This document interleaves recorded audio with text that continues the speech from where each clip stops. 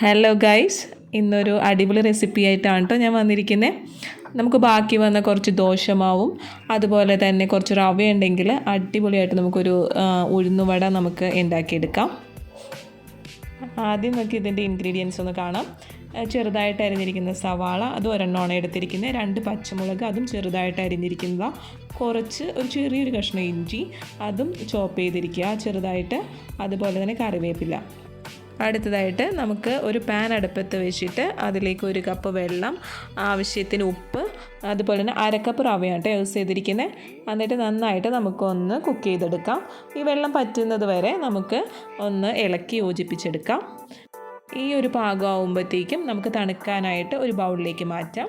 തണുത്തതിന് ശേഷം നമുക്ക് 1 ടീസ്പൂൺ കുരുമുളക് പൊടിയാണ് ഞാൻ ഇട്ടിരിക്കുന്നത്. നിങ്ങളുടെ എരിവിനനുസരിച്ച് അത് കൂട്ടാം.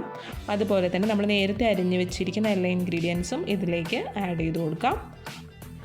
നമ്മൾ റവയിൽ ആവശ്യത്തിന് ഉപ്പ് ഇട്ടിട്ടുണ്ട്, എന്നാലും ഇതിനും കുറച്ചും കൂടി നിങ്ങൾക്ക് നോക്കിയിട്ട് ഉപ്പ് ആവശ്യമുണ്ടെങ്കിൽ ഇട്ട് കൊടുക്കുക. എന്നിട്ട് നന്നായിട്ട് കൈ കൊണ്ട് മിക്സ് ചെയ്തെടുക്കുക. മിക്സ് ചെയ്തതിന് ശേഷം നന്നായിട്ട് യോജിപ്പിച്ചതിന് ശേഷം അതിലേക്ക് കുറേശ്ശെയായിട്ട് ഈ മാവ് ഒഴിച്ച് കൊടുത്തിട്ട് നന്നായിട്ട് യോജിപ്പിച്ചെടുക്കാം. ഈ ദോശമാവ് ഒഴിക്കുന്നത് കൂടിപ്പോകരുത്. നമ്മൾ കുറേശ്ശെയായിട്ട് ഒഴിച്ച് ഒരു ഉരുളയാക്കി എടുക്കാൻ പറ്റുന്ന പാകത്തിന് വേണ്ടത് കുഴച്ചെടുക്കാൻ. അതേപോലെ തന്നെ കൈ കൊണ്ട് അത് പരത്തിയതിന് ശേഷം ഒരു ഹോള് അതിലേക്ക് ഇട്ട് കൊടുക്കുക, ഒരു ഉഴുന്നുവടയുടെ ഷേപ്പ്. അപ്പോൾ അധികം കട്ടി കൂടരുത്. എന്നിട്ട് നന്നായിട്ട് തിളച്ച എണ്ണയിലേക്ക് നമുക്ക് ഇട്ടിട്ട് ഇത് വറുത്ത് കോരിയെടുക്കാം. നല്ല ബ്രൗൺ കളറാവുന്നവരെ ഒന്ന് വെയിറ്റ് ചെയ്യണേ.